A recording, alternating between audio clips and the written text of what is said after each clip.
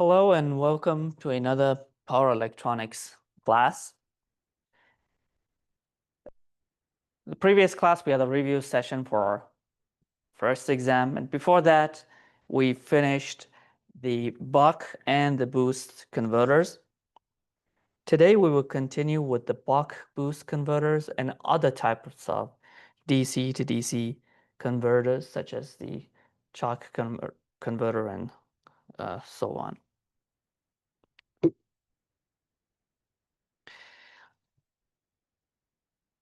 So, as mentioned, the best way to convert DC to DC is by using switches.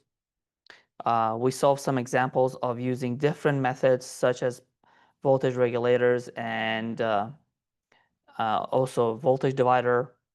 And in those cases, the best case scenario, the efficiency was around 50%. The better way to convert DC to DC is by using switches. And we did a proof that the switches switch in an ideal situation when there is no loss in the switch, we have 100% efficiency, around 100%. We discussed different types of converters, such as a buck converter, which is a step-down converter, and the equation for the buck converter. Let's go, and it's gonna be, I think we have it here, yes. The equation for the buck converter V out is gonna be dVn, and D is our duty cycle, Vn is an input voltage, obviously, and V out is the output voltage. And to find the ripple of the current, delta IL would be Vn minus V out over L dTs, and In would be dIL. And all of this is when obviously we have an ideal switch, we have an ideal converter. And for an ideal converter, Pn is equal to P out. In other words, Vn In is equal to V out I out. The boost converter is the opposite of the buck converter. And in a boost converter, we step up the voltage. And for a boost converter, we have the equations are here again. V out over Vn would be 1 over 1 minus d, and delta IL would be Vn over L dTs. Again, for this boost converter, we assume that the converter is ideal converter, so we have no loss. Therefore, Pn is equal to P out, and In Vn is equal to I out V out. And for a boost converter, IL would be equal to In, again, because it's ideal. We don't have any loss in the system, which is V out over Vn I out, which is I out over 1 minus D. We solved some practice problems and some exams for buck and boost converter. And we showed these simulation results for the buck and boost converter. Today, we will cover buck boost converter, which is a combination of a buck converter and a boost converter. We also call it the step down, step up DC to DC converters as well. We will speak about their applications and operation in steady state. And if we have time, we will go through other types of converters as well, such as the Chook converter and so on. So a buck boost converter, this is a typical buck boost converter. The voltage source, again, is connected to the switch, so it's before the switch. And then we have the inductor. We have a diode for freewheeling, capacitor, and resistor.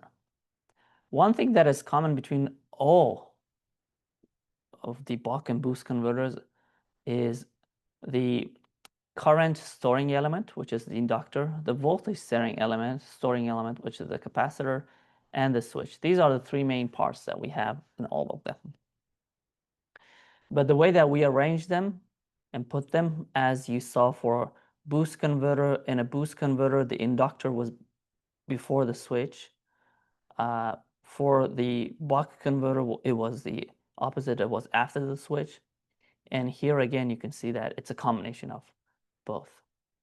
So when the switch is on, what happens is that we're going to have current passing through the switch and going through the inductor, and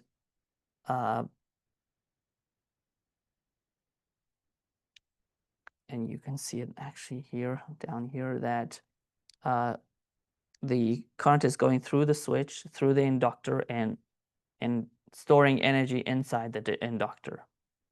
And the diode, actually, because the polarity here now is the positive and is connected to the positive of the inductor, we're going to have the diode in reverse bias here.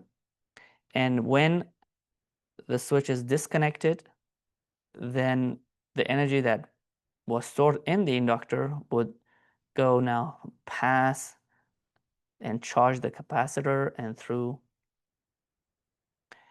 the diode. Now, what happens here now is the capacitor gets charged, fully charged, and again, when the switch is turned on, then the capacitor, what is in charge of supplying the output voltage. So if I want to put it in a water analogy, it looks like this. Imagine you have a very, very large tank, okay? And then you have a reservoir tank. And this reservoir tank is your capacitor, and the original one is your voltage source, Vs, okay? So what I can do is I can store energy in this capacitor and then deposit this energy however I want with the switch. So imagine I have a switch here, and by controlling that switch, I can control how much energy it's stored in this capacitor. So the thing is, the input-output power is the same. So Pn is equal to Pout, and Vn, In is equal to Vout, Iout. So the thing that I can do is I can increase the output voltage, but the output current would decrease, or I can decrease the output voltage and the output current would increase. So what I do is imagine this second tank can only hold like a voltage, and then with the control of a switch, I can determine how much voltage I want to put in the output. I can put like half a tank, or I can put double the first tank. If I make it 2T, then I would increase the output voltage by 2T. So by having that buffer tank, I can determine how much voltage I want to put in the output. It's a combination of a buck and boost converter. Therefore, the equation for that, if we solve the equation, Vout over Vn in a buck boost converter would be a combination of those two. So for a buck converter, we know that Vout was dVn. And for a boost converter, Vout over Vn was 1. Let me move this, 1 over 1 minus d. In other words, for a buck converter, Vout over Vn was equal to d. So these two combined together, this was the buck and this was the boost, gives us the buck boost converter, which in this case, Vout over Vn is d over 1 minus d. The equation for delta IL for a buck boost converter, V is going to be Vn over L dTs. Or in other words, it's going to be V out over L 1 minus dTs. Because V out over Vn is d over 1 minus d. So if we replace V out over Vn, we get this equation. The inductor current is going to be the input current plus the output current, again, because it's storing all the current inside. And input power is going to be equal to output power because it's an ideal converter with no loss. And Vn is going to be V out over Vn I out. In other words, it's going to be d over 1 minus d I out. And IL would be equal to In plus I out, 1 over 1 minus d I out. Or in other words, it's going to be 1 over 1 minus d V out over R. So you can see here that the relation between V out and Vn is d over 1 minus d. But the relation between In on I out, which is the opposite, is equal to d over 1 minus d. But this is In over I out. So when we wanted to find I out over In, it's going to be 1 minus d over d, which is exact opposite of what we had for V out or Vn.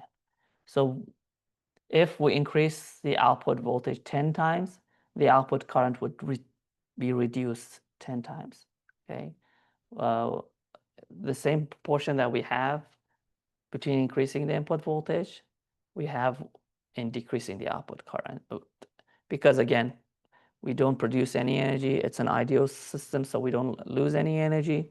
So the amount of voltage that we increase, we reduce the same amount, same portion, same of current in the output. Now, a small concept quiz. In a buck boost converter operating in a continuous conduction mode, increasing the duty ratio beyond a value of 0.5 increases the output voltage to the input voltage ratio. Is this true or false? I'll give you a few minutes to think on this, and then I'll give you the answer.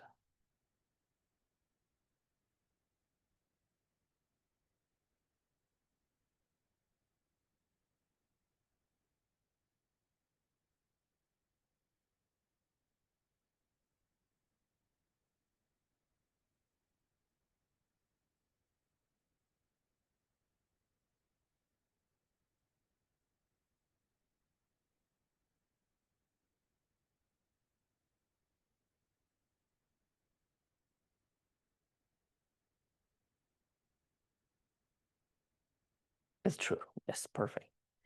So if the duty ratio D is 0.5, then V out or Vn would be equal to D, which is D over 1 minus D, which would be 0.5 over 1 minus 0.5, which is 0.5 over 0.5 gives us 1. So if D is 0.5, actually we won't increase or decrease the voltage at all. It's gonna act like a buffer. So let's say if D is greater than 5, let's say we put 0.5, let's say we put D as 0.6. So if D is 0.6, we would have V out over Vn would be equal to 0.6 over 1 minus 0.6, which is 0.4, which gives us 1.5. So we see that by increasing the D, we would increase the output voltage or the ratio of the output to the input voltage. So the answer is true.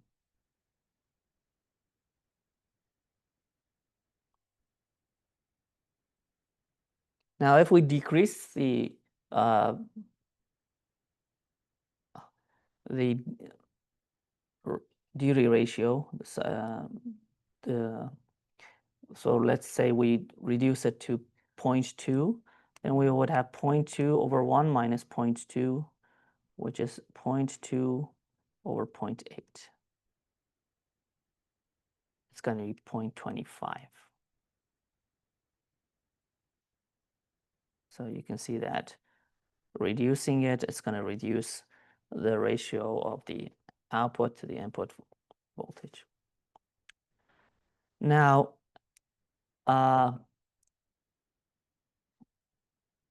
let's solve a practice problem.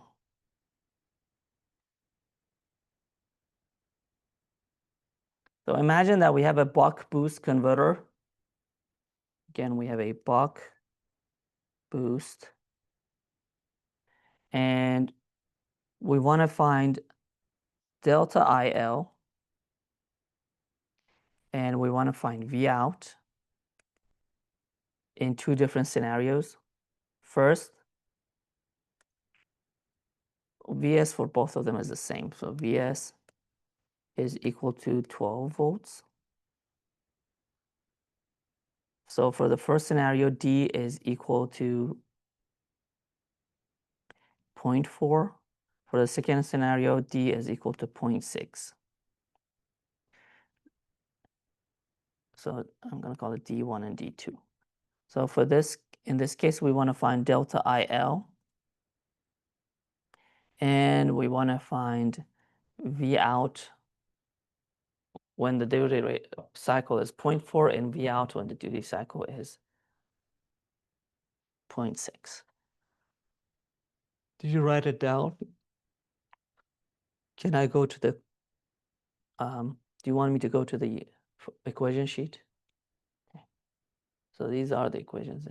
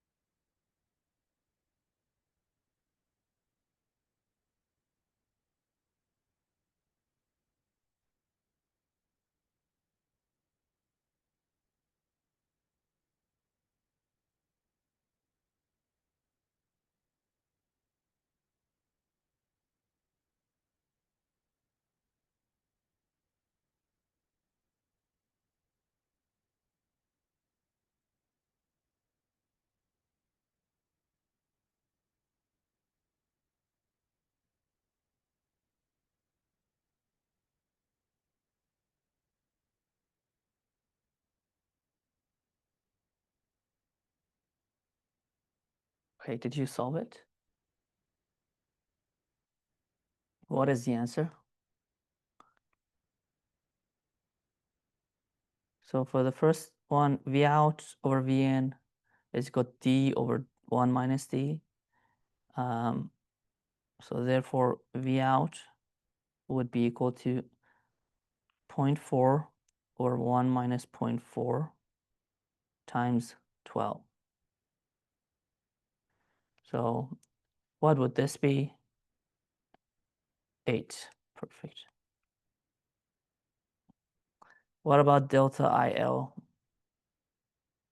So delta IL, you can use this equation. Let me copy it.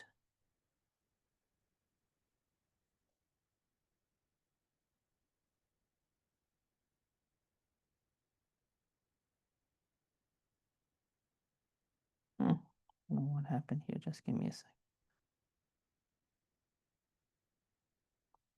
So Vn is going to be 12. Oh, I forgot to give you L. Sorry. L is, let's say, 4 microhenry.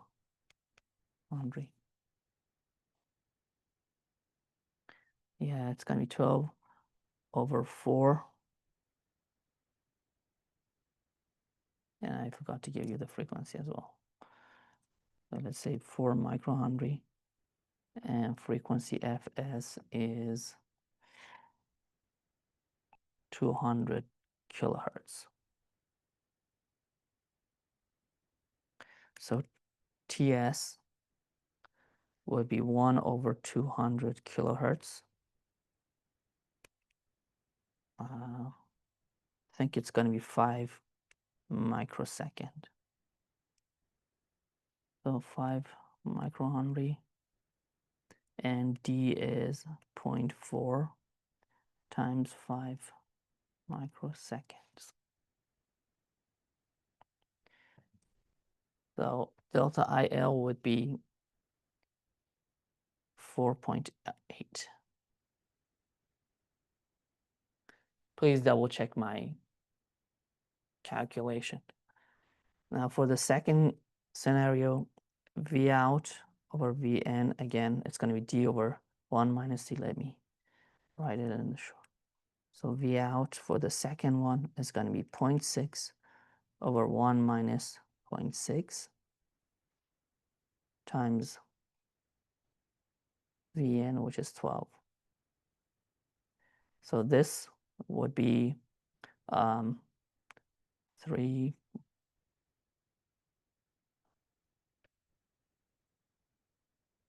It's going to be 18.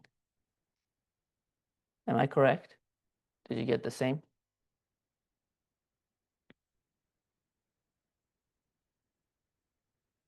Yes.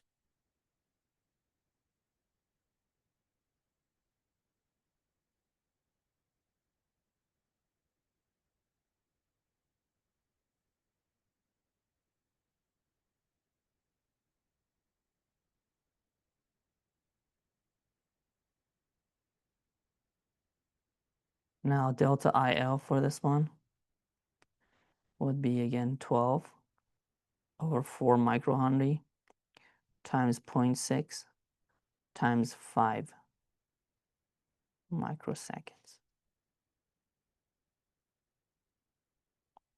Oh, the first one, it's not 4.8. It's going to be 3 times 0.4.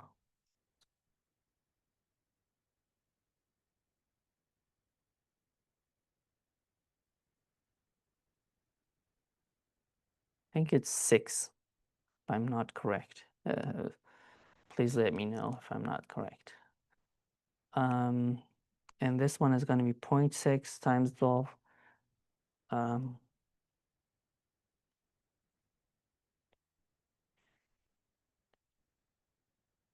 This is going to be 9.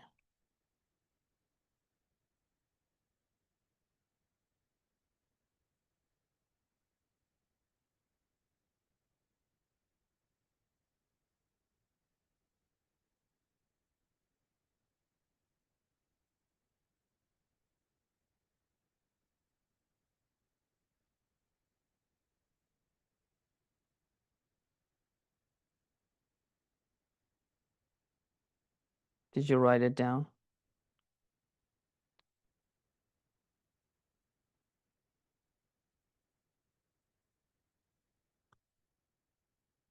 Did you write it down? Okay, perfect. Now this is a PSPice modeling, the simulation for that, and the simulation results, you can see that for this particular case, it's very similar to the boost converter. Obviously, you can use it as a buck or boost converter, and you can see the ripples and also the switching voltage, which is shown in red, and the current is shown in green, the inductor current, which is the output current as well. So a quick summary, the buck boost converter, we discussed that, its applications, and its operation in steady state. Buck boost converters are widely used, especially in electronics. We use them when we want to have multiple outputs. For example, if you have a car battery 12 volt and you want to use it for charging your camping gear, you want to use it to charge your phone, you need a 5 volt.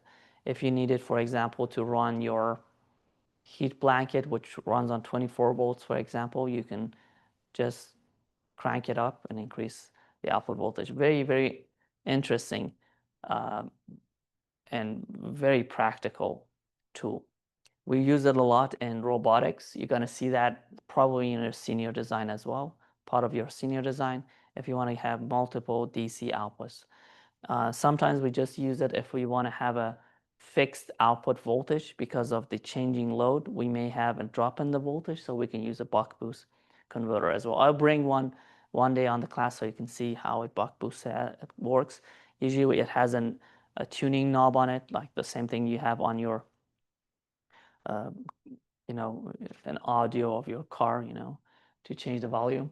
And you just crank it up and it increases the output voltage. The thing that determines the output voltage, again, it's the duty ratio. So it's changing the switching frequency changes the output voltage. One thing that we could have done here to change the output again is the switching the T on over T off or T on over TS. If we increase this, we're going to increase the duty ratio, we're going to increase the output voltage, it's going to create a boost converter. If we reduce it, we're going to create a buck converter. So other DC to DC converters, we have the SIPC and the CHOOK converter. We write it at CUK, but it's read as CHOOK. It's the way it's pronounced. It's CHOOK actually. It's the CHOOK converter, the way that we pronounce it. We have the synchronous rectified buck converters. We have the interleaving in the converters. We want to consider the topology and how we do the topology selection. And worst case design, we will discuss that as well. A worst case design is when the input or the output are fluctuating and we want to have a constant output in the system. So we're going to start with the SIPC, which is the single-ended primary inductor converter. And this is an example of a boost converter. And in a SIPC converter, we see that we have the second inductor L2 and a second capacitor here, which is, we call it here C1.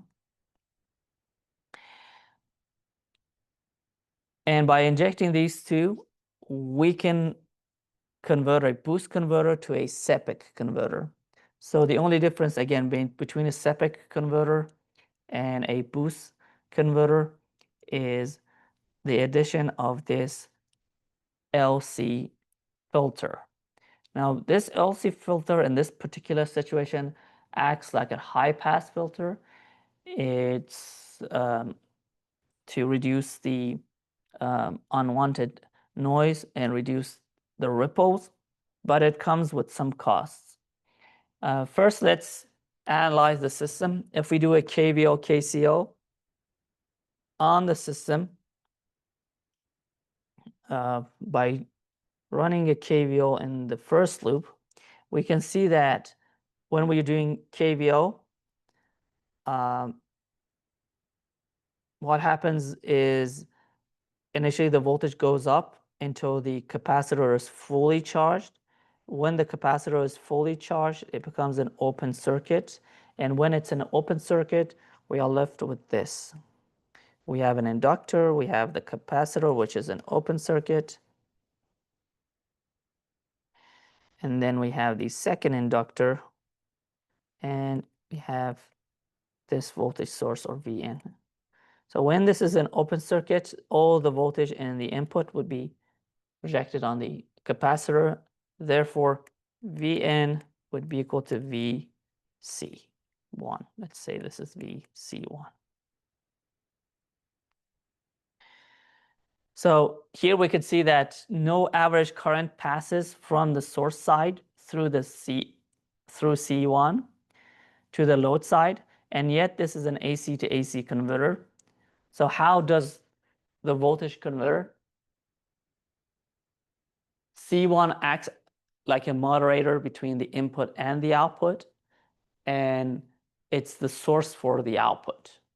So what happens is C1 stores all the energy, and when again the switch is closed, C1 acts as the output for the source for the output. Now,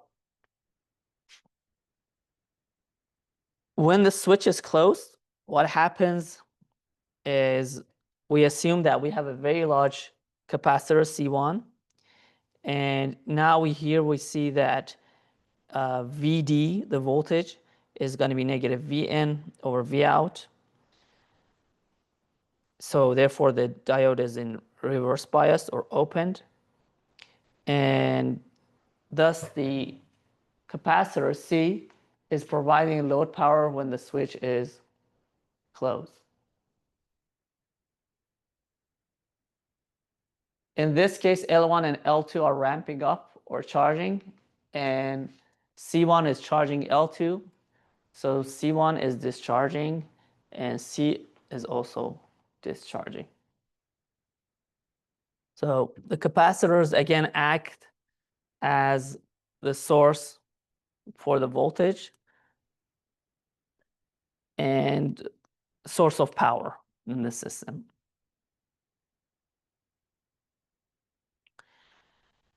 So what happens next is when the switch is open, when we assume the diode is conducting, because otherwise the circuit cannot work, then C1 and C are again charging, and L1 and L2 are discharging. And by writing the KVO this time, we have VL1 would be equal to negative Vout. Why? Because L2 is also equal to Vout, V of L2. So the input-output equation comes from recognizing that the average voltage across L1 is 0. Therefore, VL1 average would be dVn plus 1 minus d times negative Vout, which would be equal to 0. And if we simplify that, Vout times 1 minus d is equal to dVn, and therefore Vout is going to be dVn over 1 minus d. So this acts like a buck boost converter. And you can see that we have the same equation as the buck boost converter.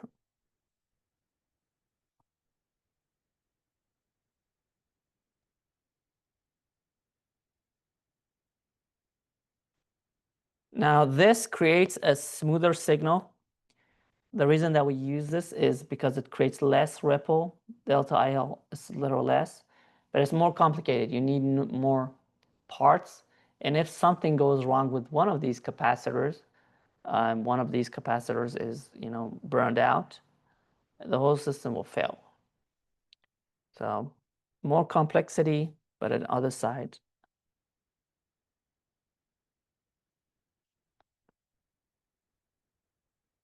it's going to be, you know, it has less ripples. So compared with the SEPIC, we have fewer energy storage components. The buck-boost converter, the capacitor does not carry load current. In both converters, isolation can be easily implemented, and the polarity is reversed. And for both those cases, the buck-boost and the SEPIC, both of them, the equation is the same. V out is going to be equal to dVn over 1 minus t. So again, as mentioned, the difference between the SEPIC and the buck-boost, we have fewer energy storage components in the buck-boost. The capacitor does not carry load current, and but it's going to be, the buck-boost is going to be like a workhorse. It's going to be more reliable. Next type of converter that we have is called a Chuk converter. A Chuk converter, again, is a combination between a buck-boost converter with a little alternation. In a buck-boost converter, if you remember, let's go back. Let me just copy the buck-boost converter. I'm going to bring it so you can compare these two. So this is a Chuk converter. Put it aside. And this is a buck-boost converter on the right. So you can see for a buck-boost converter, the inductor is connected to the drain of the switch, and for a Chuk converter, the inductor is connected to the source. In a buck-boost, the source is directly connected to the voltage source, but a Chuk converter is connected through our inductor L1.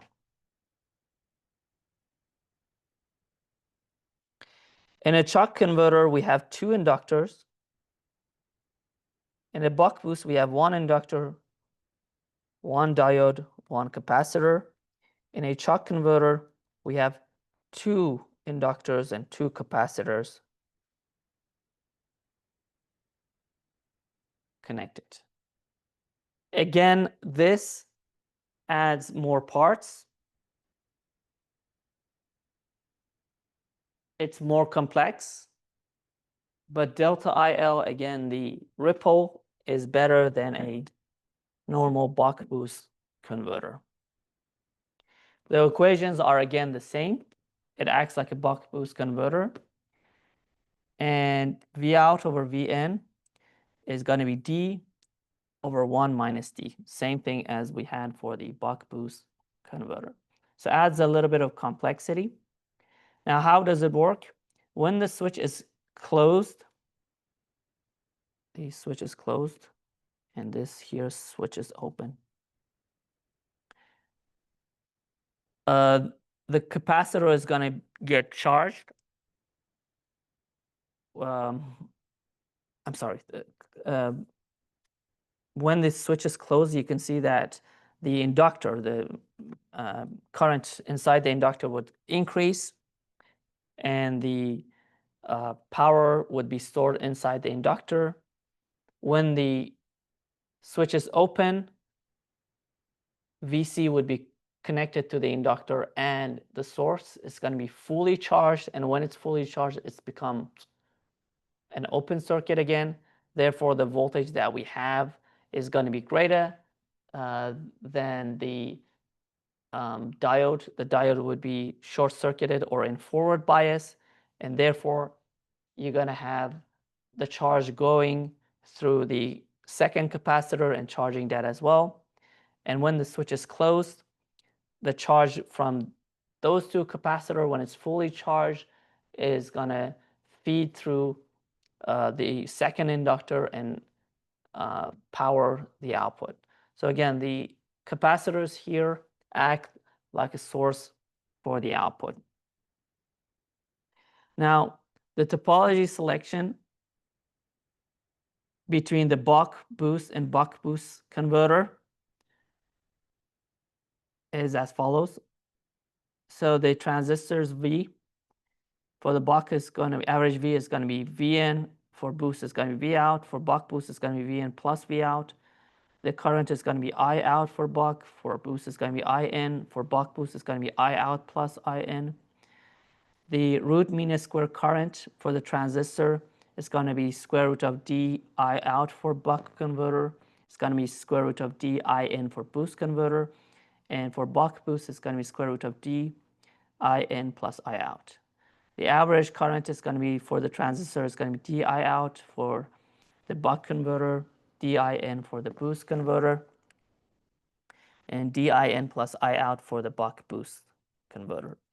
And for the diode, it's going to be 1 minus di out, 1 minus di in for the boost. And for the buck boost, it's going to be 1 minus di in plus I out. IL for buck is going to be I out. For boost, is going to be I in. For buck boost, it's going to be I in plus I out. The effect, the reason is, again, for the buck converter, the inductor wasn't connected to the output. For the boost converter, it was connected to the input. The effect of Ln on the C is significant in a buck converter, little in the boost converter, and little on the buck boost. And the pulsating current in the buck is in the input, the boost is in the output, and buck boost is in both. Now another quiz. We have a buck boost converter topology. A buck boost converter topology should only be selected if the required output voltage is sometimes higher and sometimes lower than the input voltage. The reasons are as follows. A, the voltage and current rating of the device are higher. B, the input current waveform is pulsating. C, the output stage current waveform is pulsating. And D, all of the above.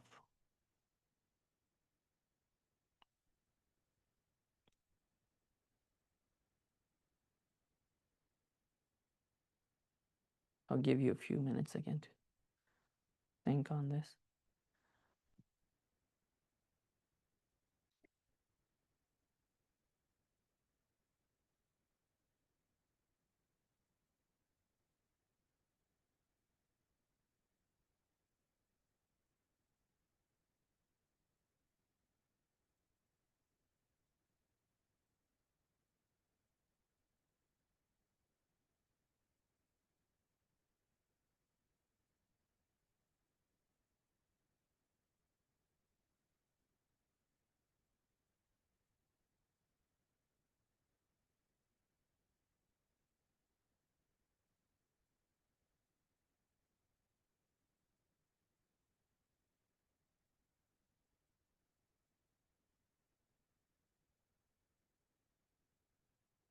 Okay, what is the answer? It could be all of the above.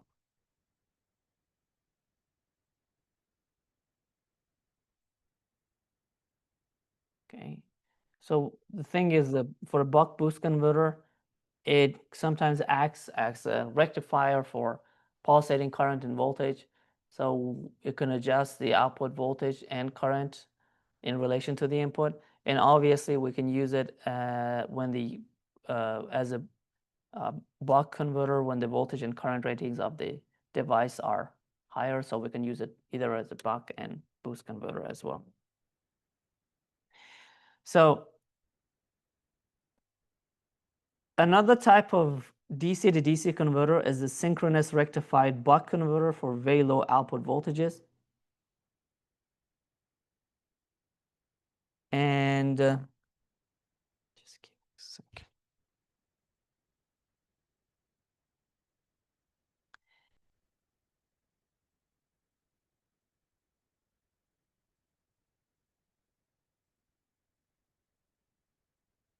Sorry, I don't know why my microphone is not. Okay. So in this particular case, we instead of one switch, we have two switches. And the reason that we use this, and I'm just mentioning this, it's we don't need to analyze this, is when we need a very low output voltage, because of the drop that we have in the switches, we use this type of synchronized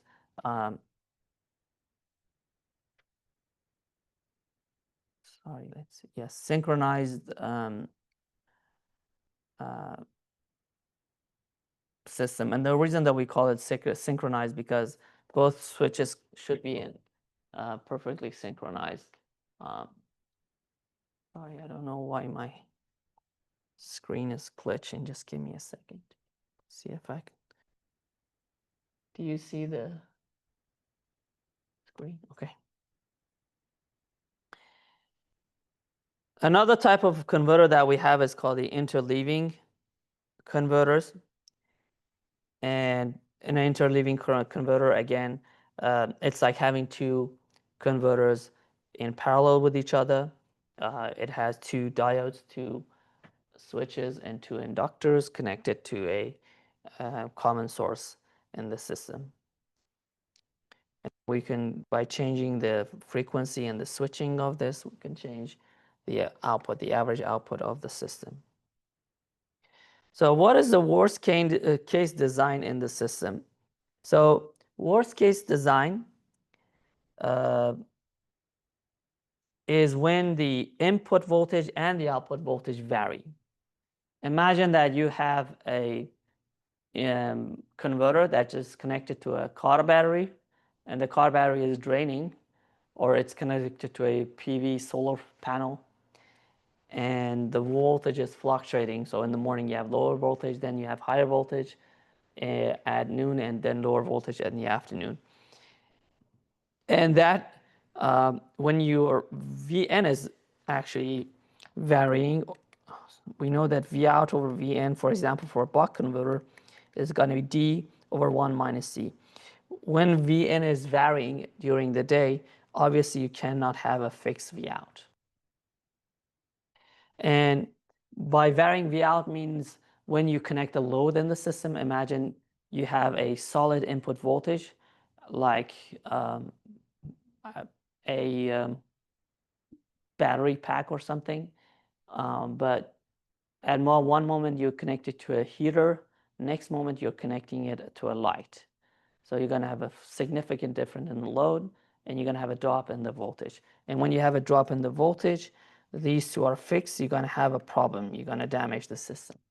So varying input and output voltages is going to be the worst case scenario when we almost always have that. Usually the cheaper inverters that they can just operate in a certain input output voltage, like the $50, $60 ones that you find on Amazon, the square wave ones, those DC to DC buck converters.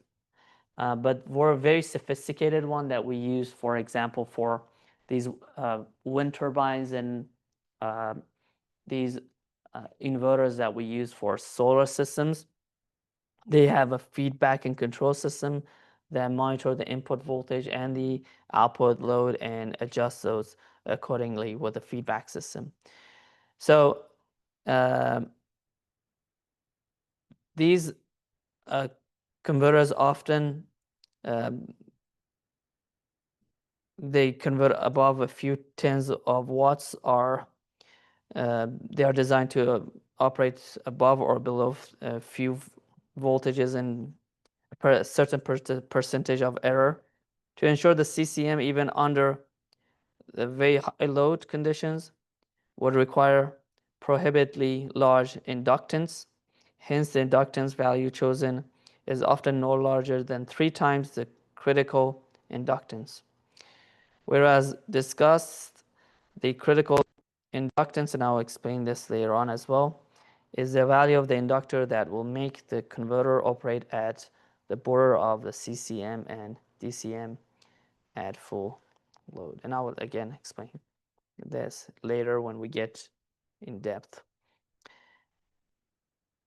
So this is an example of the regulation of a DC converter by pulse width modulation. This is again a summary of that. We have the DC-DC converter topology, and we have the feedback for the system which is connected to the controller, and it connects. So when we have a varying output voltage, we want to have a feedback system, and this shows the topology for that, to be able to continuously monitor the input voltage and adjust the output voltage according to the input voltage.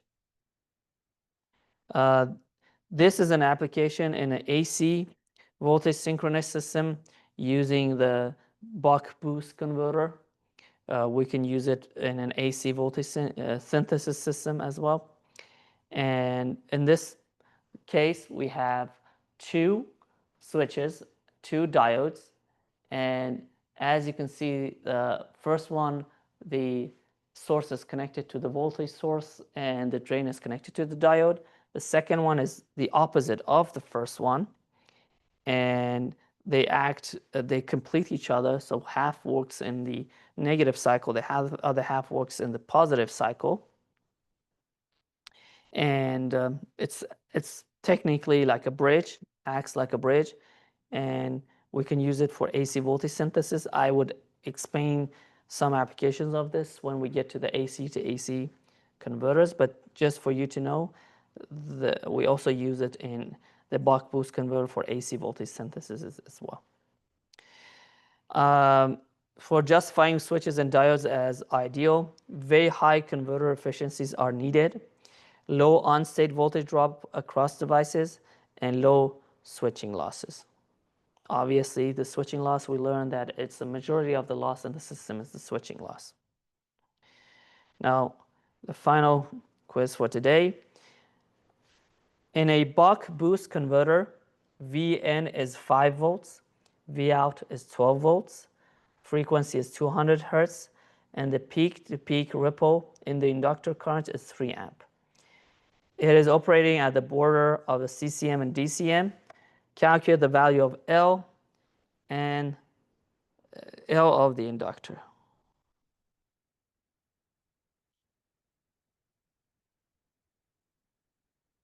And again, I will give you 5. Let me give you papers. But this is going to be attendance as well.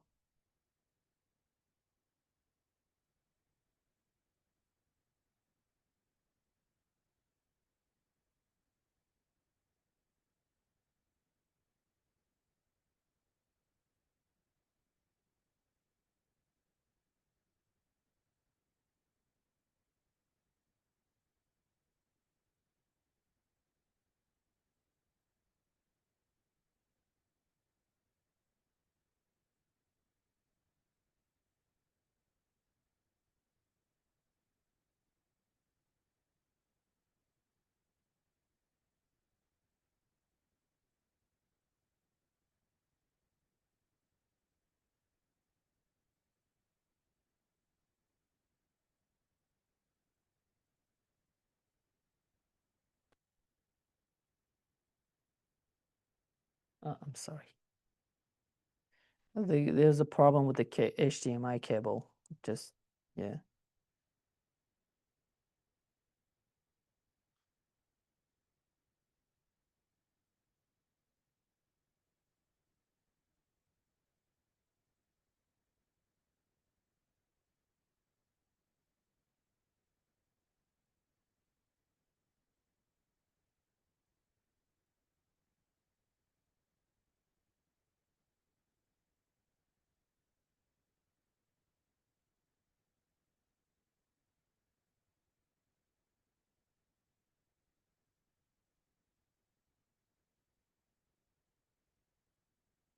Do you want me to go back to the equations for the buck boost converter?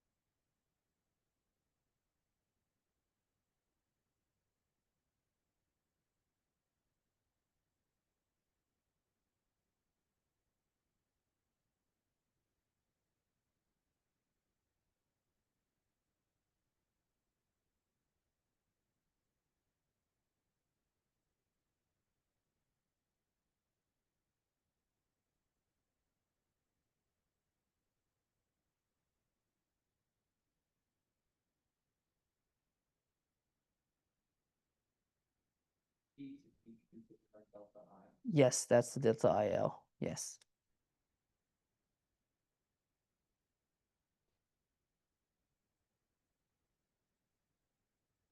Yeah, let me go back just to show you again. So again, the peak to peak going to be the positive peak to the negative peak, which gives us delta IL. Yes. The total swing of the current. I'm sorry? No, this is it. So what do you get? Yes, perfect. Yes, right.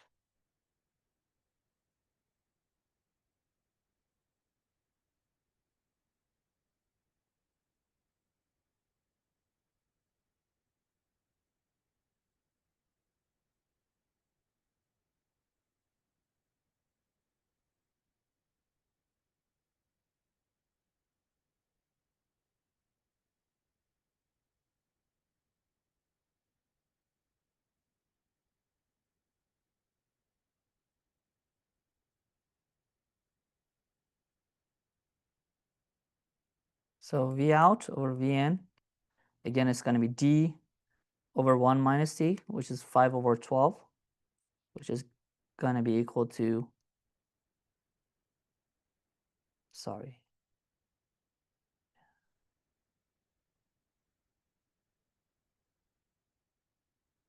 do it the other way.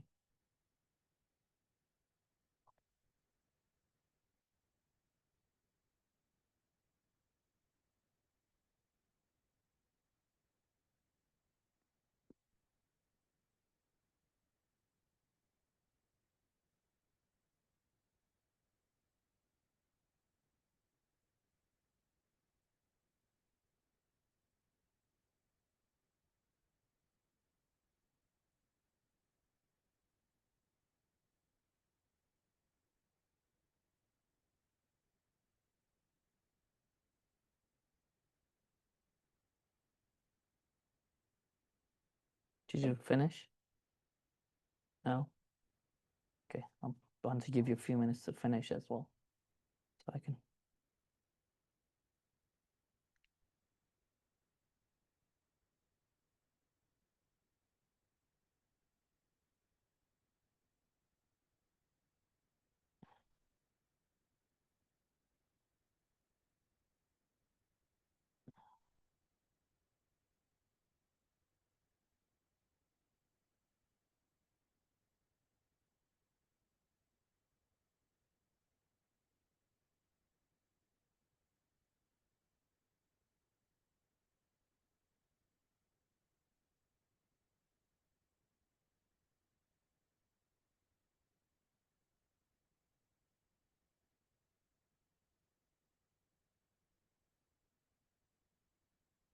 Well, let me give this as a quiz for the online students as well. You already solved yours on the papers you gave me. Because we don't have enough time as well. We are running out of time. So summary for today's class. We spoke about other types of, we spoke about the buck boost converter and other types of DC to DC converters, such as the SEPIC and CHOOC converters, the synchronous rectified buck converters, interleaving in the converters, the topology selection, and the worst case design. And we will explain more about the worst case design situation and how we can mitigate that in the future classes as well. Thank you so much, and I would see you next week.